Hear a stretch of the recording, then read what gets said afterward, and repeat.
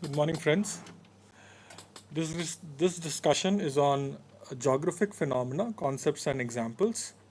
My name is Prasun Kumar Gupta. I am with the Indian Institute of Remote Sensing, and this is part of the online certificate course on remote sensing and GIS technology and applications for university teachers and government officials. So, in the first lecture, Dr. Samir told in detail about what is GIS, where it can be used, what are the recent advancements, what are the latest applications of this technology. This lecture will deal with the very basic concepts of GIS, starting with what can be represented in GIS, what geographic phenomena or what phenomena can you put on GIS. So let us first understand what is geographic phenomena. It is basically the study of objects of a GIS.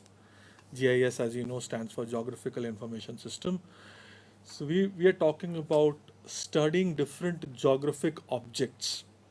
It could be, um,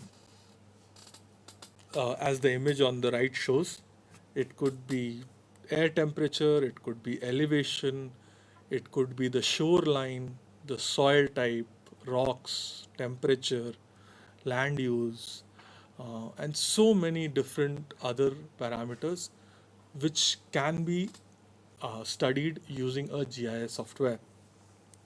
So geographic phenomena exists in the real world.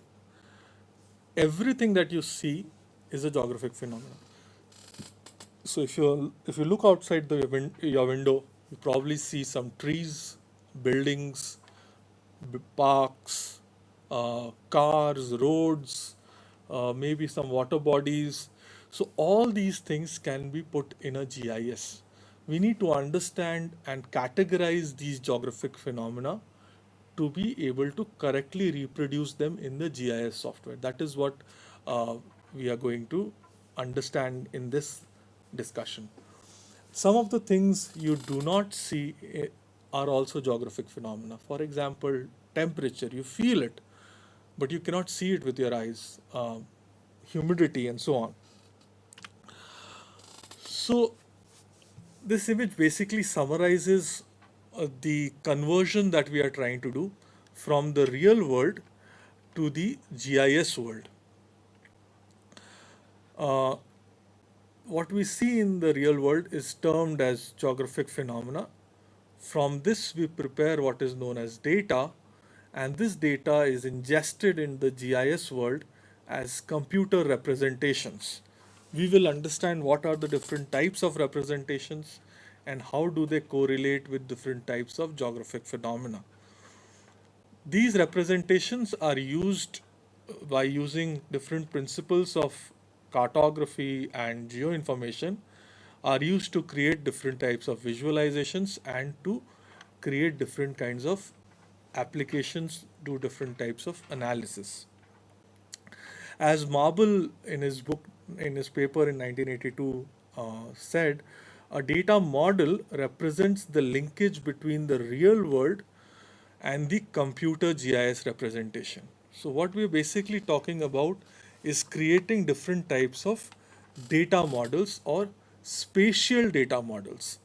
That is a mechanism to store geographic data in form of a computer data or geographic data in the form of computer data which should have spatial attributes. That means it should have locational attributes along with it. So to do this type of conversion, we need some kind of data models. These will represent the conversion or the linkage between the real world and the computer-based representation. So what is a geographic phenomena? Geographic phenomena is a manifestation of an entity or process of interest. It can have a name, it can be georeferenced, and it may optionally have a time interval assigned to it. Now, for example, this is a screenshot from Google Map of the uh, IIRS building. You can see that it has some description. It has a locational attribute, that is its uh, um, latitude and longitude, and other attributes such as when it was established, what are the courses being run here, and so on. So the geographic phenomena of interest here is this building, the location, the name of the building, that is the IARS main building, the location, which is 30 degrees 20 minutes north and 78 degrees 2 minutes east, and other attributes such as in description, uh, when was it established, and the courses that are run, etc.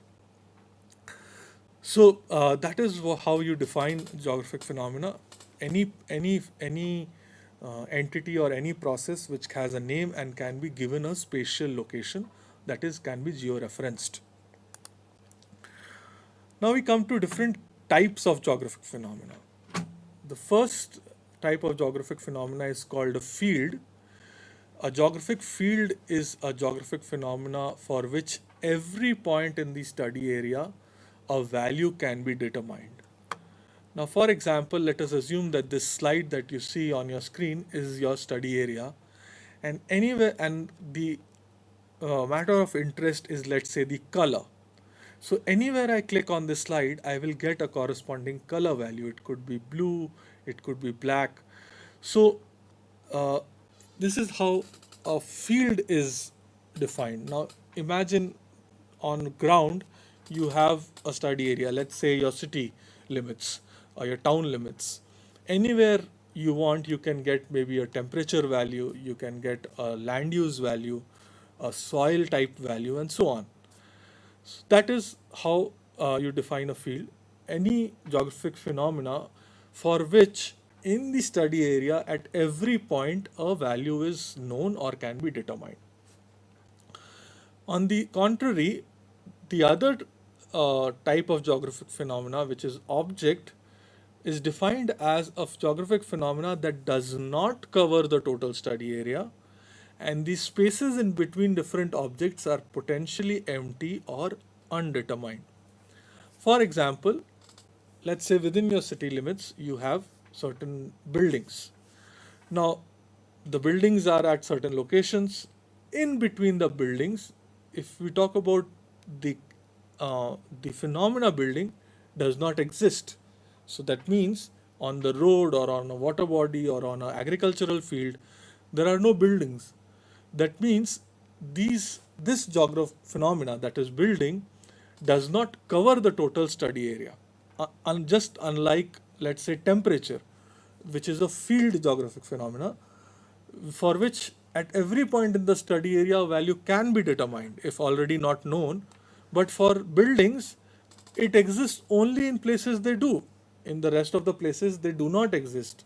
That means the rest of the places for the phenomena building, it is potentially empty. Now let us go into deeper examples of each of these. So as I said, objects could be buildings. So look, if you look at this image of Lower Manhattan in New York in United States, you see it has a lot of buildings in this area. Now, if we assume that this image is our study area, or if the location shown in this image is our study area, on places where there are no buildings, if I had to prepare a building map, let's say, so places where there are no buildings, I cannot show anything. I will only show buildings where they do exist. For example, in the center part of the image. On the periphery of the image, there are water bodies. On the lower right, on the lower bottom side, there is some parks, vegetation, and all that. So their buildings do not exist. Uh, Another example is shown on the right. You see there are some rocks in the ocean, and if you look at from the top, that is, you create a top view, you can only delineate these rocks like these black patches shown on the uh, lower right side.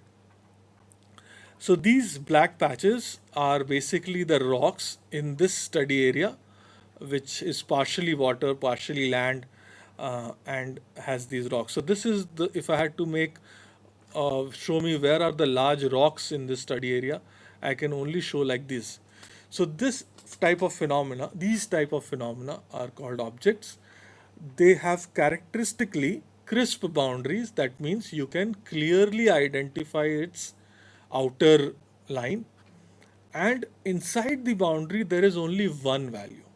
So if I make up, let's say, a area or a polygon which covers the rock, so inside the polygon or inside this area completely it is rock only.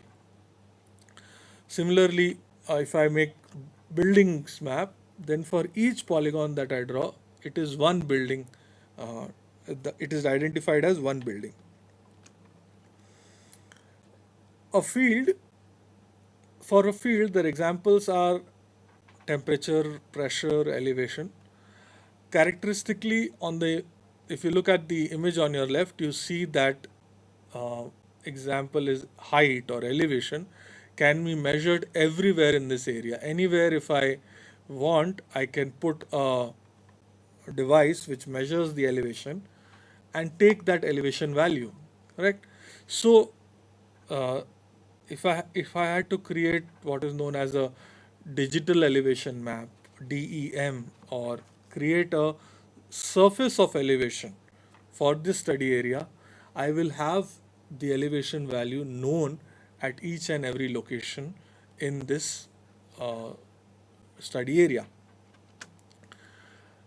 Fields themselves are categorized or subcategorized into two other uh, types.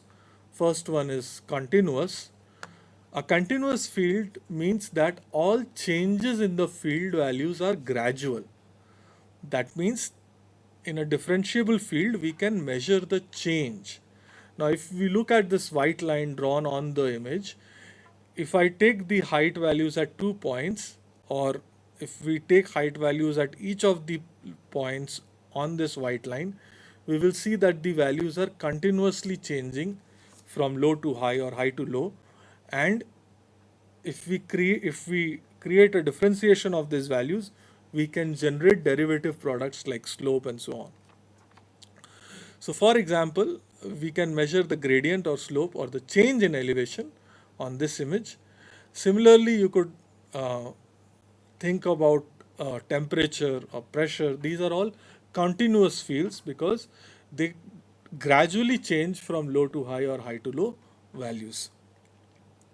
The other subcategory of field is discrete fields. A discrete field cuts up the study space in subparts with a clear boundary, with all locations in one part having the same value. That means if you look at this image here, this is the land use uh, or the land cover, let's say, is an example of discrete field. Here, the type of land cover is bare lands. In between, it is all agriculture, and on the bottom side, it is all open shrubland or shrubbery. So, if I had to create a land cover map for this area, although the land cover is known for each location, that means it is a field, there are clear boundaries delineating different types of land cover in the study area. Typical examples of land classification include geological classes, soil types, land use types, crop types, vegetation types, and so on. So, for each of these examples, you can clearly draw lines in the map to identify different types of or different classes of these individual um, phenomena.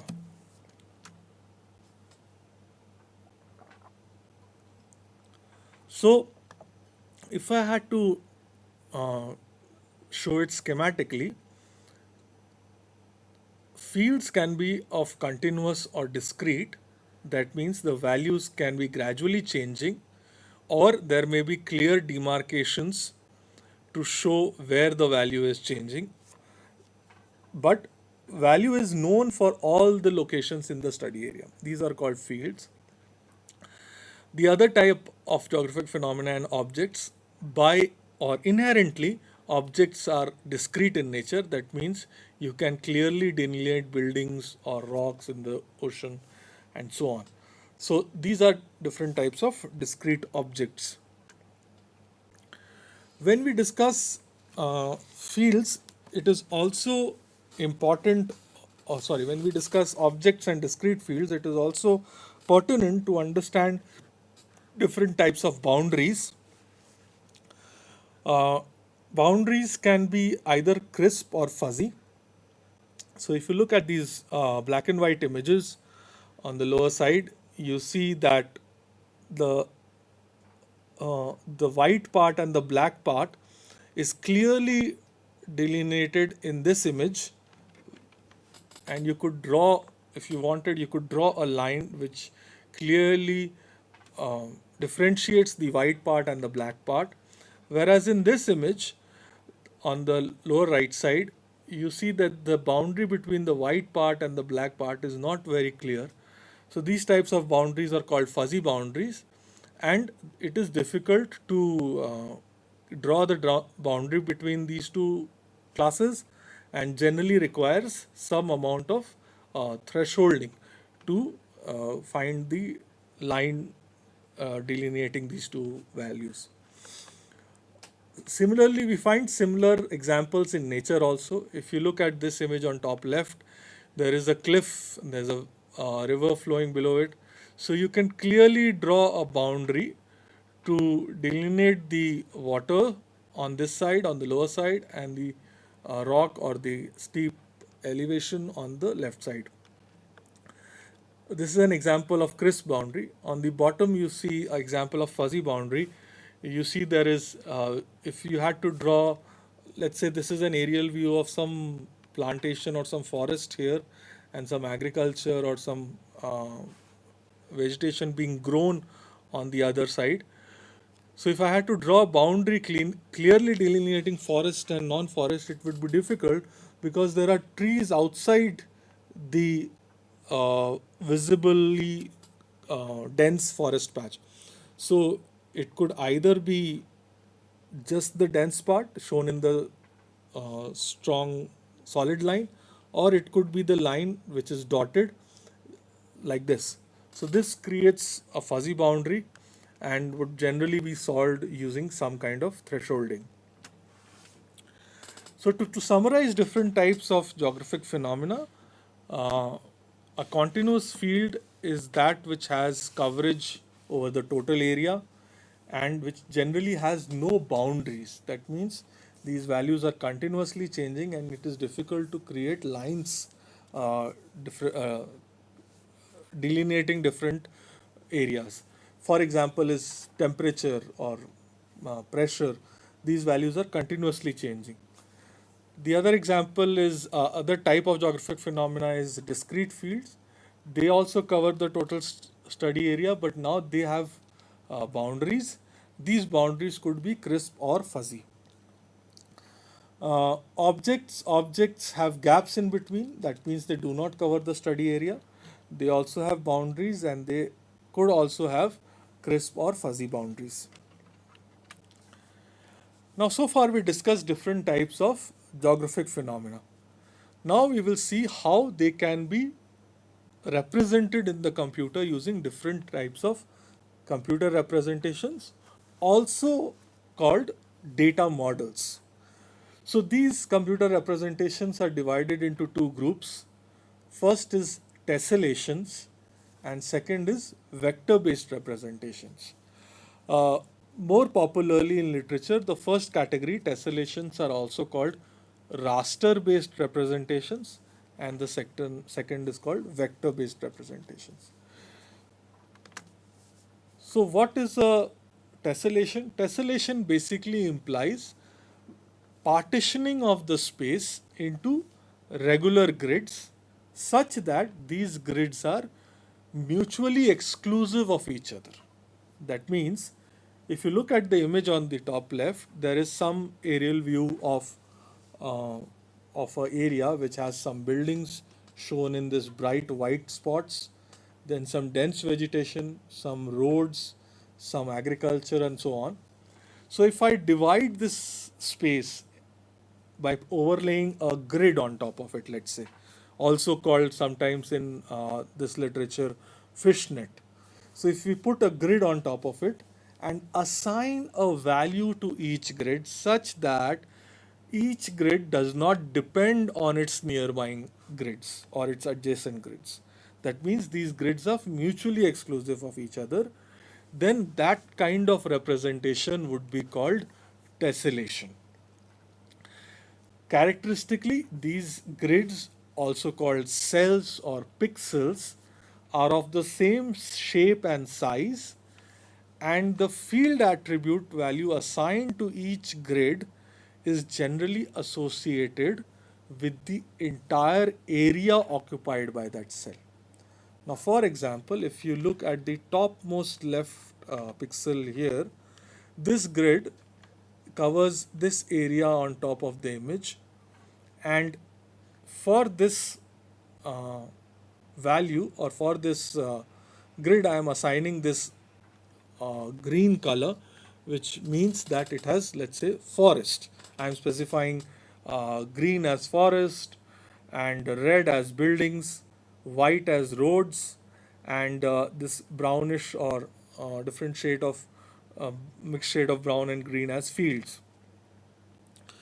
So for each of these grids, I am assigning a color based on the entire area that it occupies or the majority class that it occupies on the field.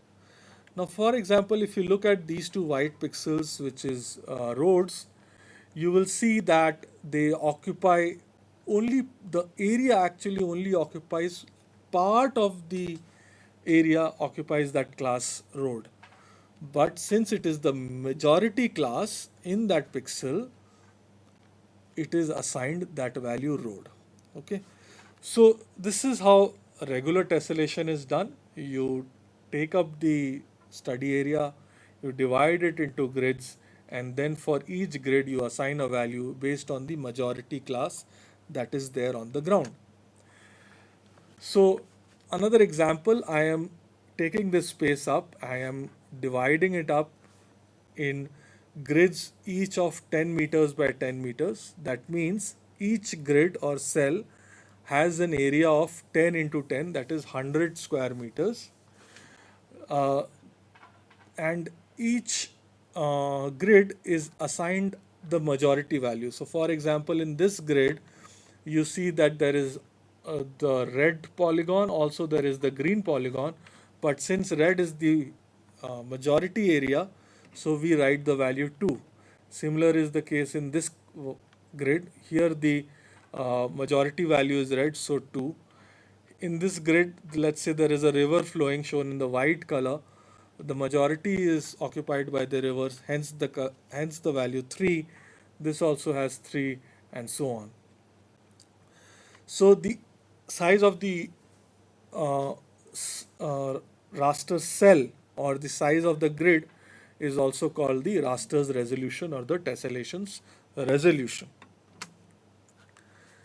Now, when we talk about continuously changing fields, okay, for example, elevation.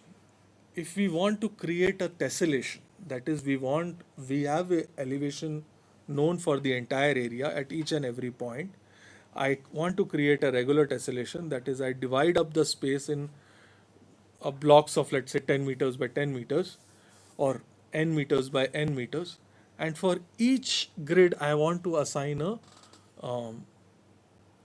height value or elevation value. Then what do I do? So for example, this image on the left side shows actual elevation. You see that it is gradually decreasing from above 150 meters to probably 0 meters here. And when I'm dividing up the space, I have to assign a single value to this. So I have to do some kind of averaging. I take the maximum, minimum, or I find the average height of this pixel, and I say, okay, for this pixel, the height value is 143 meters. For the next pixel, the height value is, let's say, 121 meters. The next one, let's say there is 115 meters, and so on. But so when you look at it from in a regular tessellation, that is in form of a raster representation, you may see that there are continuity gaps between adjacent values. Now this value in this pixel is independent of this value in this pixel. Hence, you may see or you may find this awkward when you're looking at rasters, that although it is a continuous field, there are large continuity gaps between adjacent cells. This is because of the grid's resolution, that is the distance between two lines, and uh, the averaging technique used.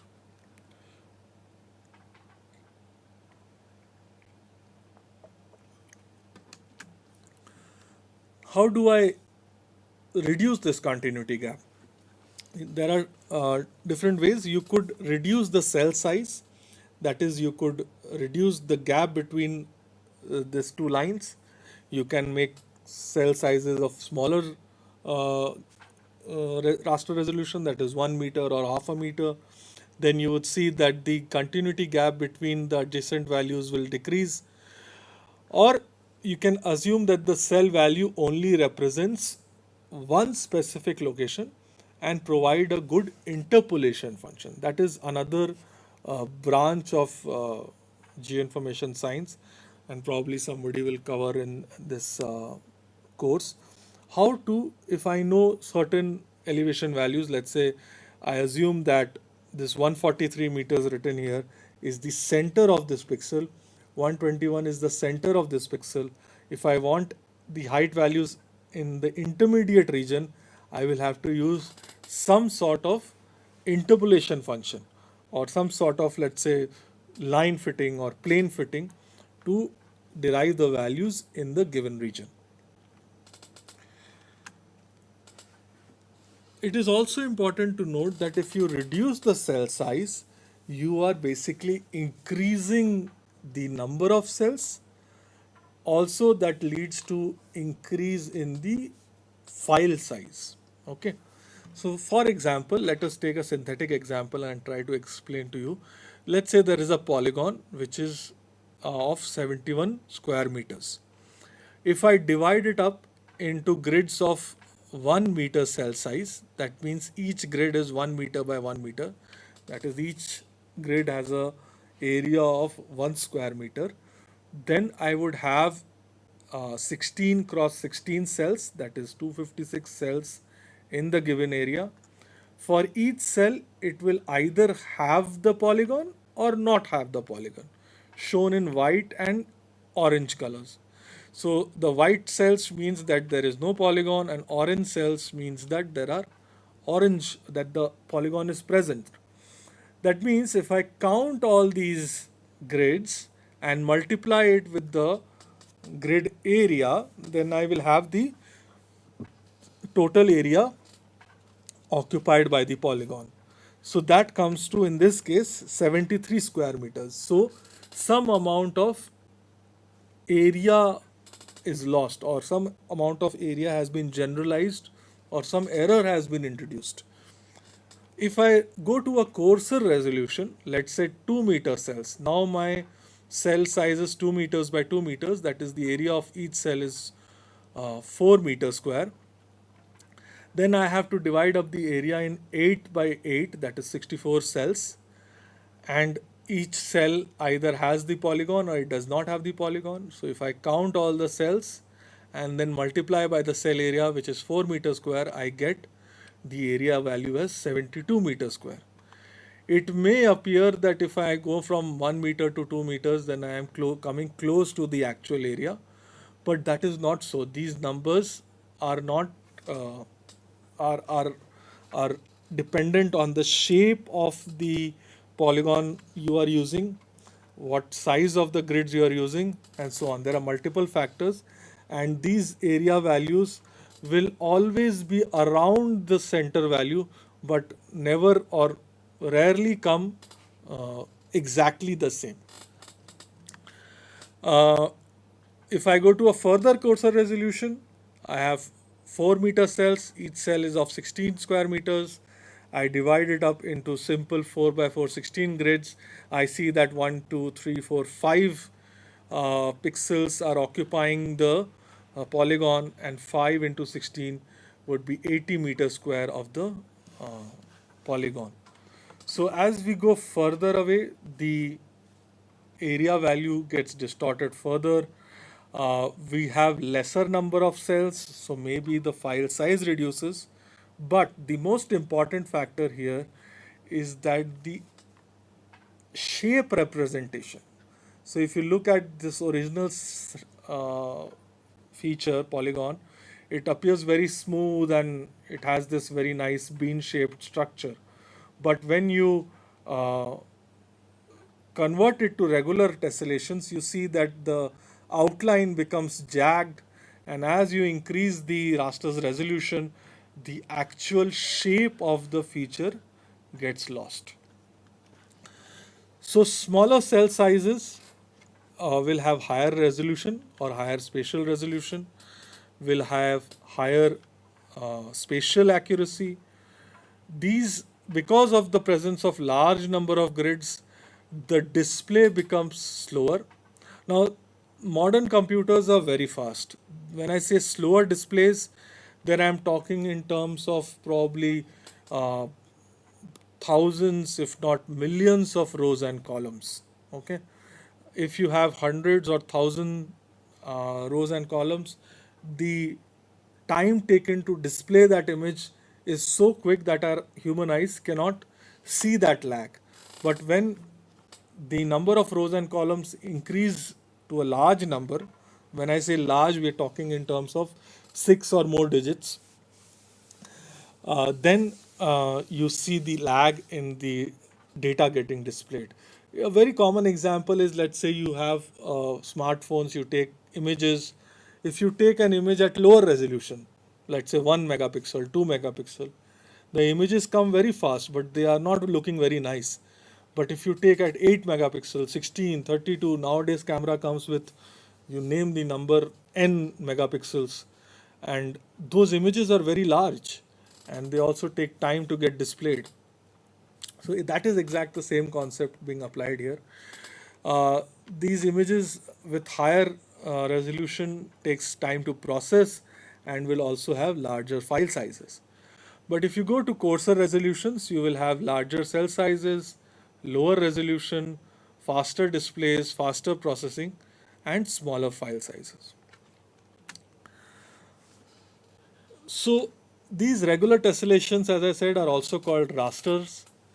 Rasters, for a raster, characteristically it will have some n number of rows, m number of columns, and each grid or each cell will overlay exactly with a part of area on the ground, and based on what is the phenomena happening there, a value is assigned to this grid. Now, for example, there are different ways rasters are stored. Maybe some part of it was covered in the first part of the course. That is, there are uh, data which can be stored in line interleaved or pixel interleaved or band interleaved and all that. Here we are showing you how data is stored if it is interleaved by pixel. That means first row, first column, and what is the attribute assigned to it. Then first row, second column, what is the attribute, and so on for all the rows and all the columns. As I said, each grid is said to have one value, and that value is based on what is the majority class that it overlays on ground. And when it is converted, when the phenomena is converted to rasters, it is assumed that this entire area that the grid occupies has the same class. Uh, it is difficult to regenerate the actual curved boundary from the raster if we wish to convert back to the actual geographic phenomenon. So that was about regular tessellations. We talk about a little bit about irregular tessellations.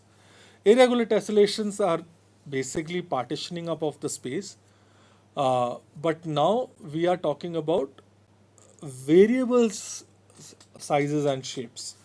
So now the grids are not of equal height and equal width, but they could be of different heights and widths. Now, what purpose would it serve? It generally, these are used for uh, different applications. But for example, the image on the left side shows a quad tree representation. So how it works is you take up a space, a phenomena, and you divide it into four equal parts, and then you keep repeating that with each grid until for each grid you have a single uniform value. For example, I divide this space into four grids. In the top left, I see there are three different classes. On this quadrant, I see three different classes. On the lower left and the lower right, there are all different classes. So I further divide up each grid into four more, and then I do the same comparison.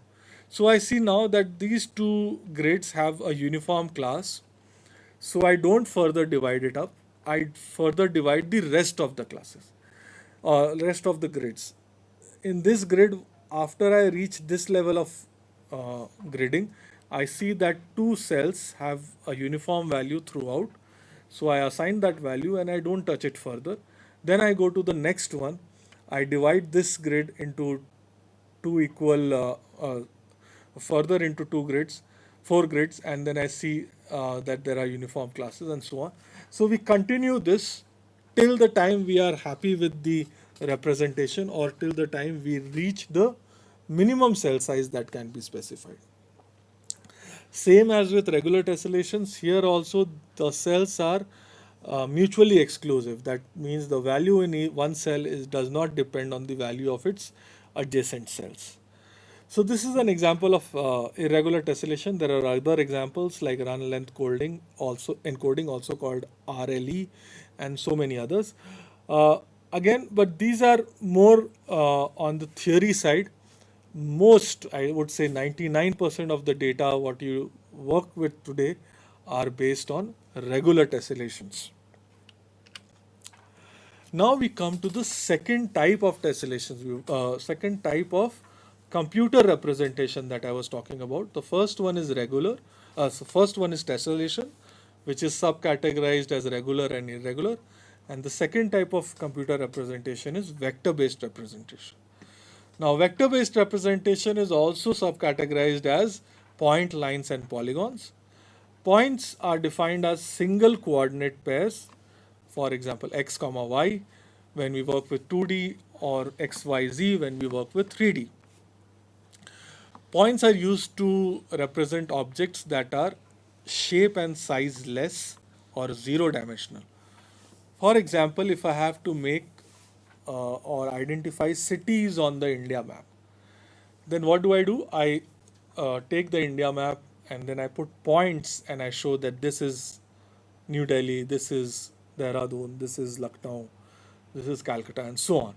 So these cities that I mark on the India map is nothing but the vector-based representation. Similarly, if I have a city map, let's say Chandigarh map, and I want to identify the schools on that map, then what I do, I put these points and I say that okay, this is KV, this is X school, this is Y school, and so on. Now, if I have to represent some phenomena which appears as a line, okay, so or one-dimensional objects like roads, railway lines, canals, rivers, then I would draw a line. The lines are characterized by two or more nodes. The starting node is called the begin node, the ending node is called the end nodes, and all the intermediate nodes are called vertices. The line joining these different nodes or vertices is called lines or arcs. Each each each pair of vertices which are connected by a line is called a line segment, and all the line segments combined form the line. So in GIS, these are stored as a continuous pairs of x and y locations, and they could be straight, they could be curved, but you would understand that if you increase the number of vertices, you can faithfully represent the shape of the feature. Now, for example, you have a meandering river here shown in the blue line. If I draw vertices at larger gaps, then I see the river is created, but then the actual original shape of the river is getting distorted or is being lost. So what we do to preserve it is we increase the number of vertices such that, especially on bends, such that the original shape of the river is uh, preserved in the new representation or vector based line representation. Also, the reverse is possible. Let's say you have lot of points and you want to decrease the amount of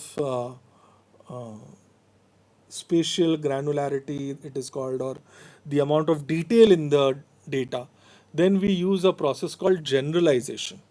A very common example of generalization is you probably use a mapping app on your mobile phones like Google Map or something, and uh, when you're looking at your road or your street and you're seeing your house, and when you zoom out, slowly the road names will vanish away, the names will vanish away, and you will probably be seeing the city boundary, and you, as you zoom out, you see only the state boundary, only the city name, and only the country name, and so on. So as you zoom out, the information content gets reduced.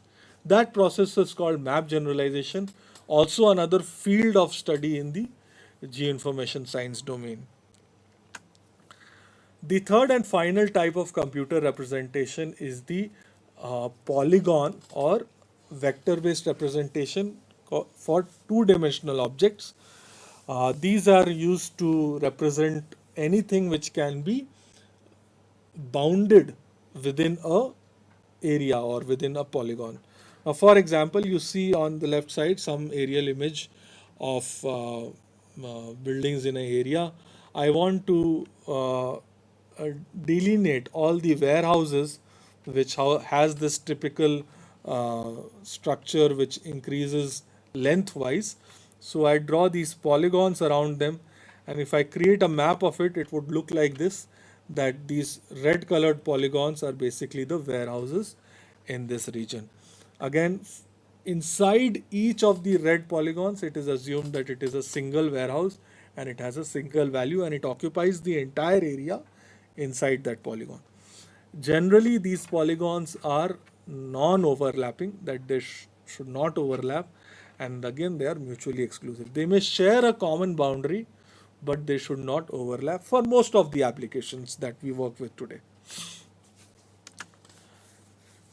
The last type of representation that I want to discuss is triangulated irregular network, also called TIN.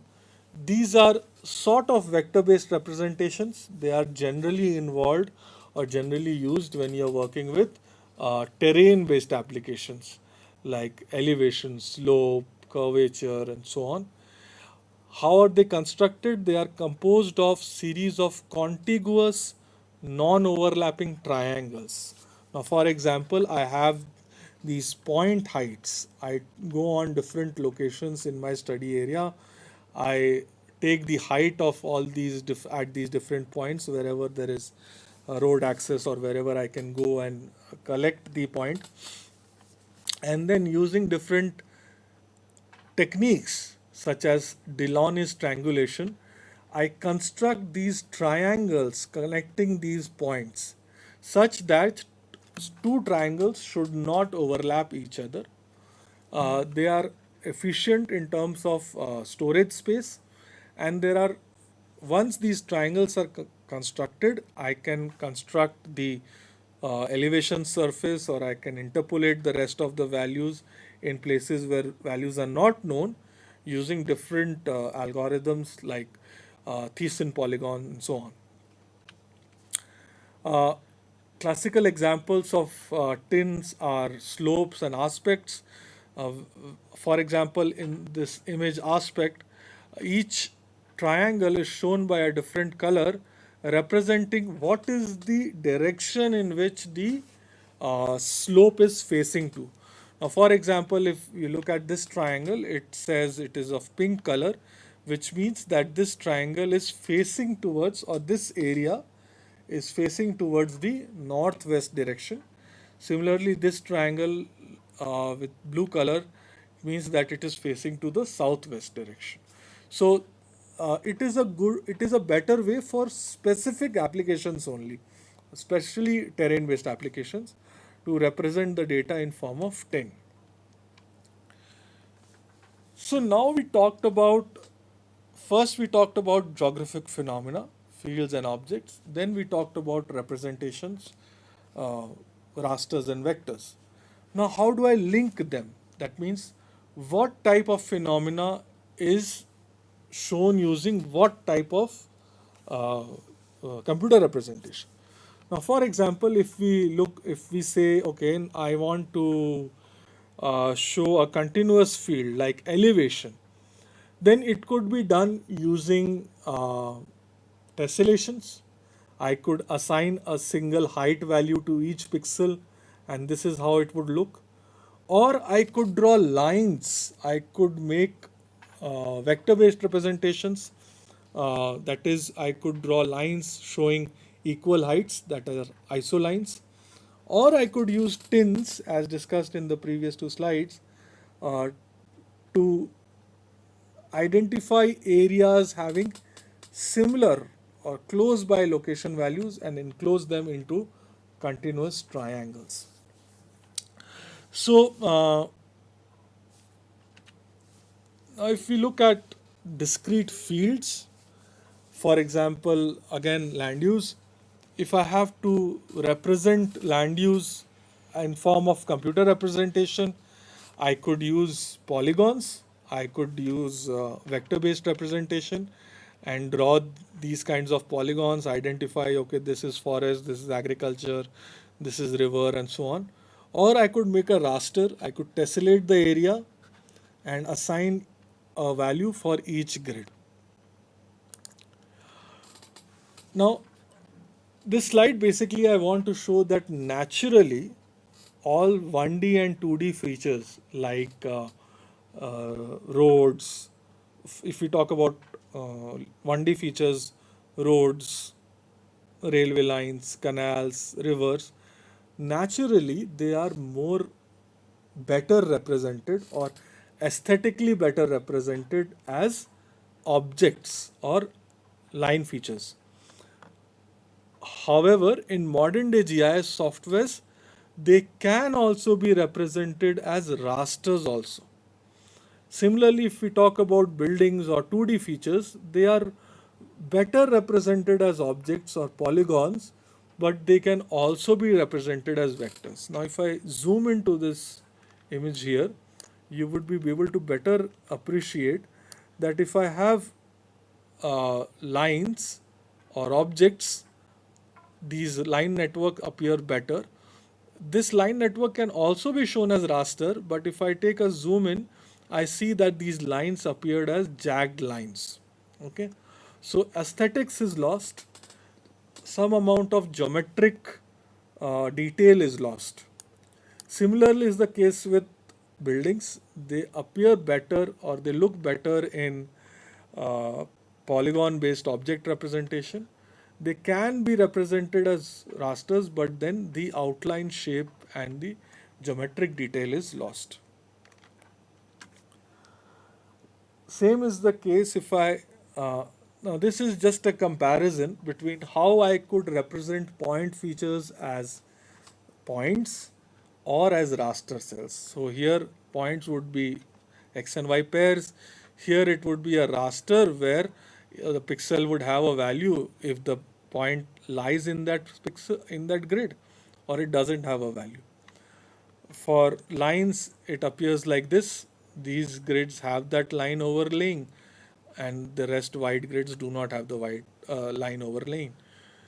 For polygons, this outer polygon is covering the entire area or entire feature of interest. That means inside it, it has a common single value. If I have to represent that as rasters, then I would have to uh, give this color to all the raster grids where the phenomena exists and white color where it does not exist. So finally, let us summarize these two types of data models and compare them for different properties. Raster models, if we talk about data structure, they are simple because you only have a grid, rows and columns, and each grid has a specific value. But if we talk about vectors, then these are XY pairs, one single pair for points, two or more pairs for lines, and two or more pairs for polygons, except that the first and last point is the same. When we talk about multiple such data sets and when we are overlaying them, it is easily and efficiently done in rasters. Vectors also it is done, but it is little uh, processor intensive. It is difficult to perform. When we talk about compatibility with remote sensing imagery, raster data models naturally are compatible with remote sensing data. When we talk about spatial variability, if we can, uh, if we can faithfully, uh, concisely keep all the spatial variability intact, then it is efficient for raster data models, whereas insufficient for vector data models. Programmability, if you have programming knowledge, Python, C++, Java, anything, rasters are easier to handle, they are simpler to handle. You simply import the rasters as arrays and then you do your processing, whereas vector data model, it is a step, uh, learning curve is a bit higher. Now when we come to storage, when we if we are looking for a way to store it efficiently in a smaller file size and all that, then vector models are better or compact. Raster data models require a little bit larger spaces, but that is also being, you can say, taken care of by newer formats which implement compression, lossless compression, and so on. Uh, Geometric properties are lost or erroneous in raster models. It is correct in vector models. Network analysis is easier to perform in vector data models. For example, you want to do traffic analysis or create routes, or you have a river network, canal network. You want to study the flow of river and all water and all that. And those are easier with vector data models, difficult with rasters. Again, with map visual appeal, aesthetics, it is higher for vectors, lesser for rasters. And finally, coming to topology, it is efficiently encoded in vectors and not implemented in rasters. Topology is basically a branch of mathematics which deals with different geometrical properties, and how these geometrical objects are linked with each other and all that. That is efficiently encoded in vectors, whereas not possible in raster data. So finally, we come to the question, okay, now we know different types of phenomena, we know different types of computer representation, we know which is good and which is bad, but a specific phenomena, what should be the choice of representation? How do we, to answer that question, you have to look at two major issues. One, what is the original raw data available in? A classical example is elevation. Generally, traditionally, elevation is taken from topographic sheets. You have point heights mentioned as small triangles there, or you have iso lines which tell, or contour lines which basically tell, join locations of equal height. Okay, so if the raw data is either if point or line, then it is best to store it as points or lines. But you have some lidar based or stereo images and you are creating a surface, then it is best to store the data as surface data, that is rasters. You divide up the space in equal grids and you store the data as a raster file. The second issue that you should focus on before you decide what is the choice of representation is what is the final application that you want to perform. You want to do some programming on it, best choose rasters. You want to focus on storage, visual appeal, you choose vectors. Now, those are two questions. These are the two questions which you have to answer based on what is the data available and what is the application of that data. But generally, if you're joining an existing project, these choice of representations are driven by project requirements. But if you're starting a new project, if you have the liberty, then you can think of what is the originally the data is available in.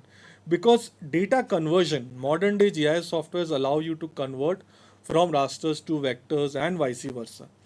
But this raster conversion comes with some error. It adds each time you do a conversion from raster to vector, you add some error.